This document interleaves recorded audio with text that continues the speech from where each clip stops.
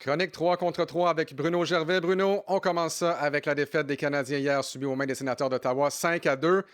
Là, on va se dire une chose. Là, je comprends que Samuel Montembeault ne connaît pas la meilleure saison de sa carrière. Fine, il n'y a pas de problème avec ça. Mais hier, défensivement, j'ai rarement vu le Canadien aussi mêlé, désintéressé presque en défense. Je veux l'avis du défenseur, puis je vais le dire en bon français, hein. Bruno, qu'est-ce qui se passe? Ouais, ben, tu sais, ça, c'est le genre de situation, on l'avait vu en début d'année, l'année dernière. Puis c'était à des années-lumière le début de saison cette année en termes de zone défensive, de couverture, de réaction, de lecture de jeu, de bataille à un contre un. Puis hier, c'était un retour en arrière dans sa façon de se défendre. Et surtout en termes de, tu sais, peu importe le système, puis ce que Martin disait, tu sais, peu importe le système que tu vas Ah avoir, ouais. il y a des Mm. concepts que tu appliques depuis toujours. Puis de savoir ce qui se passe autour de toi. Tu sais, ce qu'on appelle en anglais awareness. Savoir exactement Mhm. qui est où, il est où ton joueur, que ta tête soit tout le temps sur un pivot pour regarder à gauche et à droite, savoir où sont les joueurs en mouvement. Encore plus aujourd'hui, parce que vous l'avez vu hier, les défenseurs sont impliqués. C'est plus juste deux statues à la ligne bleue qui attendent la rondelle puis qui veulent essayer de remettre ça dans le fond. Ils sont constamment en permutation, à trouver des espaces sur la patinoire, en échange de position avec les attaquants qui ont la rondelle. Fait que tu dois regarder par-dessus ton épaule. Puis on a vu plusieurs scénarios où c'était une mauvaise lecture, ajoute à ça mauvaise couverture, peut-être pas de prise de conscience Mhm. de ce qui se passe autour de toi. Fait qu'il y a des gars qui sont laissés seuls. Fait que ça, c'est des principes de base que tu as dans tous les systèmes. Fait que c'est pas le système même. Ouais. C'est dans n'importe quel système qui existe, tu dois gagner des batailles un contre un. Tu dois faire les bonnes lectures. Tu dois savoir qui est autour de toi. Puis ça l'a failli hier. Le Canadien qui accorde encore 5 buts ou plus, écoute, dans un huitième match cette saison déjà. Puis tu parlais de l'an passé. Souviens-toi à quel point le système hybride là, avait le dos large. Ah, les joueurs ne comprennent pas le système hybride. C'est difficile à jouer. Écoute, là, il n'y a pas d'excuse pour cette année. Est-ce que tu es plus inquiet de ce qui se passe présentement, de ce qui se passait au début de la saison l'an dernier? Non, non, je te dirais pas. Il y a tellement eu une amélioration là-dessus. Il était tout le temps en train de peaufiner certaines choses, puis de faire des ajustements, puis selon ton personnel, puis de continuer à enseigner les détails, puis d'essayer d'éliminer le plus possible les zones grises à travers n'importe quel système de jeu. Puis le Canadien va continuer à faire ça. Oui, le rendement à la maison ou le rendement en termes défensifs, un va dans l'autre là, avec la performance des gardiens, des fois de donner trop d'occasions. C'est à peaufiner comme plusieurs équipes à travers la Ligue nationale. Là. Mais je suis pas aussi. L'année dernière, c'est que c'était match après match après match, puis on dirait qu'il n'y avait pas de réponse. Là, cette année, avec le début de saison que tu as eu, puis tu as été capable de museler des bonnes équipes, tu as été capable de t'ajuster. Il n'y a pas si longtemps, le Canadien avait fait le tour au Sénateur d'Ottawa, avait joué un excellent match, Mhm. un match typique de séries éliminatoires en termes de couverture, de positionnement, de battre un contre un, de prise de décision, etc., au Centre Bell. Fait que je ne suis pas inquiet. Ça arrive des périodes creuses. Tu as besoin pour une équipe qui va faire les séries éliminatoires que dans ces périodes creuses-là, tu trouves des façons d'aller chercher des points.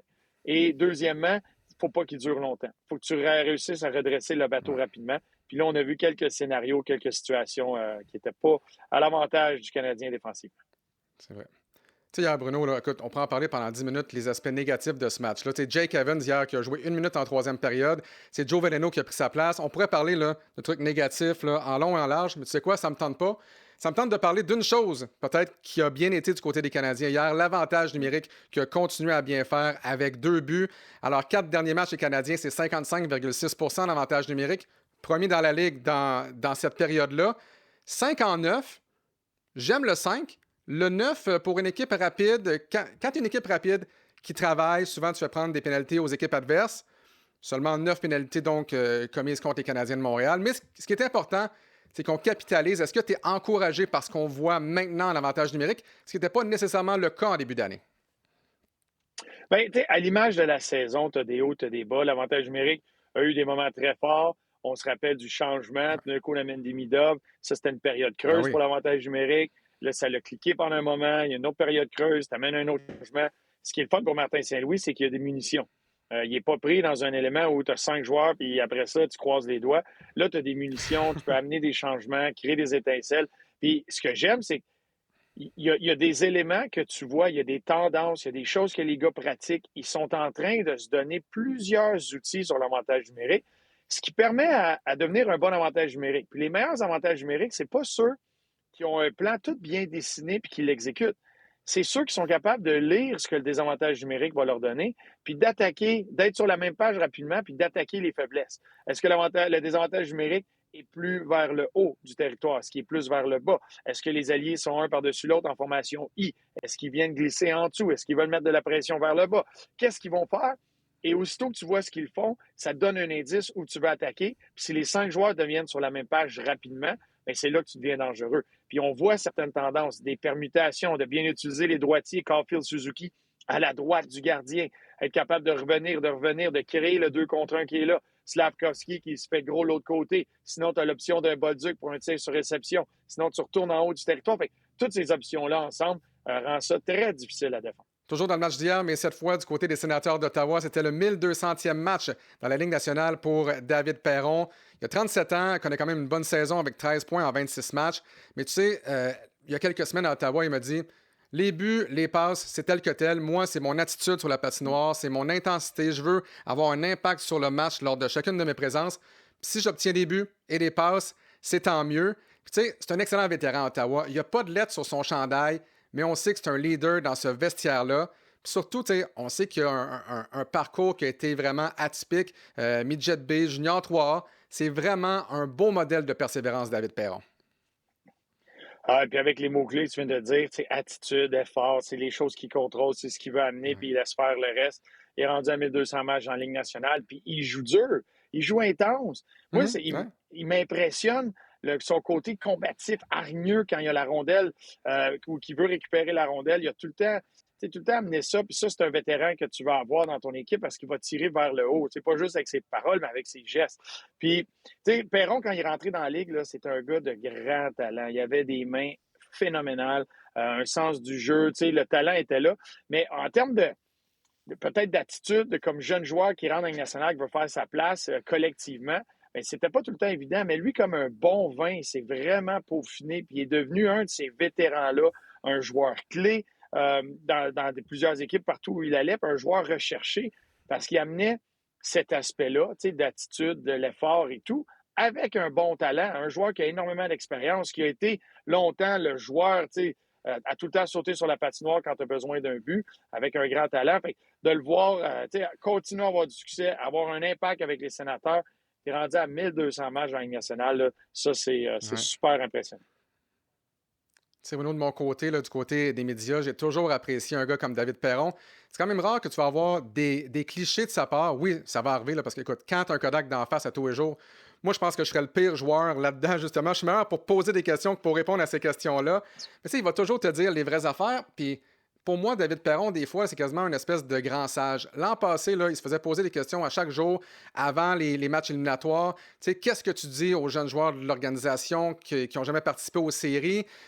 Comment tu peux leur fournir, leur partager ton expérience? Il a dit, écoute bien, là, je peux dire n'importe quoi à ces gars-là. Je peux leur dire, les séries, ça se passe comme ça, comme ça, comme ça. Mais tant que tu ne l'as pas expérimenté, tu ne pourras pas le savoir, malheureusement. Donc, pour moi, vraiment, David Perron, c'est un grand sage. C'est toujours quoi dire également dans le vestiaire et c'est un gars hyper respecté. Parlant de gars qui ont été hyper respectés au cours de leur carrière, il y a Andrei Markov qui va être honoré ce soir au Centre Bell. 990 matchs dans l'uniforme des Canadiens. Tu sais, on sait, Bruno, il avait une personnalité particulière. Andrei Markov, là, je me souviens notamment, tu sais, c'est un pain sans rire. Là. Il y a un membre des médias qui a dû demander comment va ton genou. Il a répondu Still there, c'est encore là. Je me souviens même à la journée des médias à un moment donné, il voulait pas vraiment faire notre boot finalement. Puis là, le responsable là-bas, il dit non, écoute, ça va être le fun, tu vas voir. Là, Andrei qui le regarde, stoïque, no fun. Tu sais, Andrei Markov, c'était comme ça. C'était parfait, c'est un pain sans rire, mais sur la glace, c'était tout un joueur et tu as eu la chance de jouer aussi contre Andrei Markov. Tu l'as vu sur la glace. Qu'est-ce que tu retiens de lui? Ben, c'était un talent fou, André Markov. C'était le genre de joueur. Puis moi, je me rappelle des situations où, quand il recevait la rondelle, elle était tout le temps bien positionnée sur sa lame de bâton, puis il se mettait à bouger. Puis des fois, ses yeux s'en allaient vers la patinoire, mais il regardait tout le temps du coin de l'œil. Puis il trouvait tout le temps le gars qui était laissé seul une fraction de seconde ou dans l'espace. Ou, en avantage numérique, il était tellement dur à contrer. C'est un défenseur qui rendait tout le monde autour de lui meilleur. Puis l'exemple des commissareks, Sheldon Surrey, Piquet Souban, tous les gars qui passaient à côté de lui jouaient leur meilleur hockey à côté de lui. C'est un défenseur extrêmement intelligent, qui était capable de jouer dur, qui était fort physiquement, mais très, très, très bon avec son bâton, avec la rondelle. Fait que c'était un des excellents défenseurs à travers la Ligue nationale. Pas flashy. Peut-être qu'il a été, moi je pense en tout cas qu'il a été longtemps sous-estimé à travers la Ligue, surtout pour un défenseur qui a tout le temps voulu rester à Montréal. Il aurait pu aller chercher plus d'argent. Ça n'a jamais été de son objectif, son intention. Il restait à Montréal. Il était bien là. Il faisait pas trop de bruit du tout. Puis il était juste tellement efficace. C'était impressionnant. Tu parles de rendre les autres meilleurs, puis je comprends là, que c'est un vote. Là. Et en tout respect pour lui, Mike Komisarek est déjà allé au match des étoiles. Évidemment, c'était le partenaire de Andrei Markov. Donc, tu as raison, il rendait les autres meilleurs. Bruno, j'aimerais qu'on parle des jeunes joueurs dans la Ligue nationale de hockey. Tu regardes les meilleurs pointeurs présentement. Tu as Nathan McKinnon qui est premier à 46 points. Après ça, tu as Celebrini à 19 ans, Bédard à 20, Leo Carlson à 20 va avoir 21 ans au Boxing Day, donc le 26 décembre. Est-ce que tu es surpris de voir que ces jeunes-là ont un impact aussi rapide? Puis on l'a toujours dit, la Ligue nationale, c'est une équipe de jeunes, encore plus maintenant. Mais reste là que tu as des gars de 19 ans, 20 ans, bientôt 21 ans qui dominent la Ligue nationale de hockey. Puis comment tu t'expliques un peu l'éclosion de Connor Bedard, qui a été très bon ces 2 premières années, mais là, il a vraiment pris un step cette saison? Plusieurs choses à ça. Non, je ne suis pas surpris. C'est une jeune ligue. C'est basé sur la vitesse, le talent. Puis tu vois, les jeunes joueurs qui rentrent, c'est de plus en plus des bons patineurs, des joueurs extrêmement talentueux. Quand ils arrivent dans la Ligue nationale, c'est comment avoir du succès collectif qui devient un peu plus l'apprentissage, d'avoir du succès en séries éliminatoires, d'avoir du succès d'une autre façon. Mais le talent est là, puis c'est assez fou. Là, tu vas voir la longue saison. Puis c'est là que c'est pas évident de maintenir ce rythme-là. Puis comparativement à des Kucherov, des McDavid, des McKinnon, des Crosby, des gars comme ça qui l'ont fait souvent. Fait que ça va être un défi, mais c'est des joueurs tellement, tellement talentueux. Puis tu sais, quand tu parles de Bédard, il y a eu beaucoup de frustration dans son cas. Il y a eu beaucoup de moments un peu plus difficiles. Puis c'est ça, quand tu arrives comme un joueur de franchise, c'est que tu tombes dans une équipe où à ce moment-là, les Hawks avaient presque rien. Ils ont tout fait pour essayer de l'encadrer de façon X, Y, Z, mais tu ne peux pas avoir de raccourci quand vient le temps de bâtir un vrai noyau. Puis là, les Hawks de Chicago, c'est long, mais ça commence à entrer tranquillement autour de lui. Puis lui-même, dans son jeu, c'est de l'apprentissage. Tu sais, depuis le jour 1, je me rappelle regarder son premier match, c'est lui, tout le temps lui qui est envoyé, il est surveillé, c'est l'homme ciblé. Fait que c'est ça depuis le jour 1. Fait que là, il est en train de se trouver des outils, de peaufiner des choses. Puis une des choses qui a été mentionnée notamment par son directeur gérant, c'est qu'il a amélioré son coup de patin, ou il a été travaillé dans la mécanique de son coup de patin pour lui donner un peu plus d'explosion, ce qu'on appelle les 3 steps, les 3 premiers pas. Ça, c'est la vitesse de séparation. Tu sais, tu as besoin, des fois, il veut faire un beau jeu ou il veut prendre un bon tir, il faut que tu sois capable de te séparer de ton couvreur. Puis ça, c'est un aspect qui a amélioré. Fait qu'il se donne une demi-seconde de plus pour faire le jeu, pour laisser parler son talent. Puis ça paraît cette année. Les Hawks vont mieux, une meilleure équipe autour de lui, puis les choses s'en vont dans la bonne direction. Puis tu sais, veut pas, quand Celebrini est arrivé, on dirait rapidement, on a dit, il va-tu passer tout de suite par-dessus Bédard? Mais là, tu as une vraie course, tu as une belle bataille qui s'installe entre les deux joueurs. Parlant de talent, Bruno, je sais que tu es à l'Arena. Je ne sais pas si tu en vas coacher ou jouer. Si c'est le cas, je te souhaite un excellent match, peu importe. Toujours un grand plaisir de discuter avec toi, puis on se reparle très bientôt. Je viens de jouer mes matchs. 3 belles victoires des Blancs. C'était un balayage ce matin. Je m'en retourne dîner bien heureux. Très fier de toi.